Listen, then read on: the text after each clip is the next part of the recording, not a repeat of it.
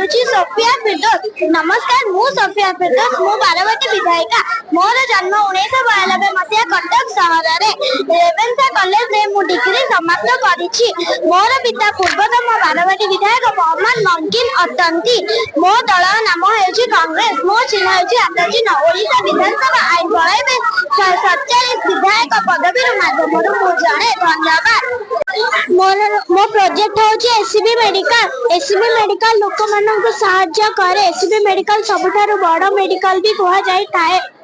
SCB medical Shri Ramchandra Bhanjdeo का नाम अनुसार होता। एबे हमें जानबा श्री रामचंद्र भंजदेव किए। महाराज श्री रामचंद्र भंजदेव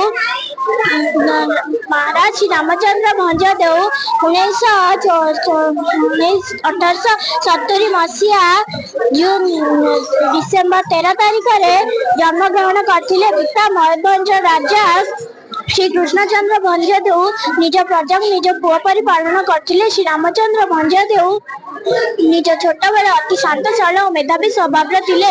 से बारिपदा सहर उच्च विद्यालय पाठ पढ़ुथिले। से बारिपदा सहर उच्च विद्यालय पाठ पढ़ुथिले। विख्यात पंडित श्री गोविंद महापात्र तांकर गृह शिक्षक थिले।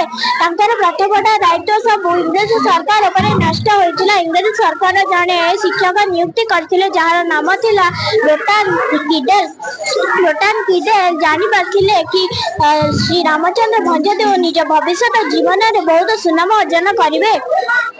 से 1862 मसीहा अगस्त 15 तारीख में मयूरभंज सिंहासन ग्रहण करथिले। से छोटा नागपुर महाराजा कन्या लक्ष्मी को विवाह करथिले। से बारवाटी स्टेडियम कटक ओडिशा रे अवस्थित। यह 1958 ओडिशा क्रिकेट संगठन द्वारा निर्माण करा जेता। ओडियार गर्वर प्रतीक बारवाटी दुर्ग नांसर होइतला बारवाटी स्टेडियम। यह 25 एकड़ जमी पर स्थापित होइछि। एटा 45,000 ରୁ 60,000 लोक बसिबार व्यवस्था अछि। आहार निर्माण करिबा पई 60 कोटी खर्च होइतला। थारे पर्यंत 13टी टीम और 2टी टेस्ट मैच खेला जाय साथि। एठारे 1982 मसीह रे प्रथम मैच खेला जायतला। एठारे रहिछि अत्याधुनिक फ्लड लाइट व्यवस्था।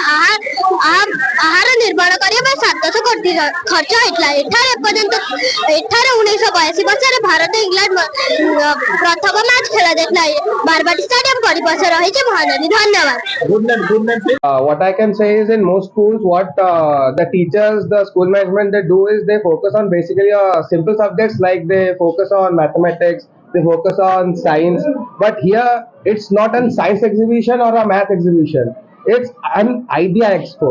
The concept about this is the students, the teachers, the management, everyone, they get involved, and through that we formulate and we accumulate the ideas of every student, including our own ideas, so that we can create such an environment for our students so that the learning is also fun, it's exciting. Yeah, so basically, as you have seen already, so we have one section for our literature, whether it be Hindi, Odia, English. We have one section for our food and frolic. We have one section for entertainment. We have one section that is solely based on general knowledge and factoids.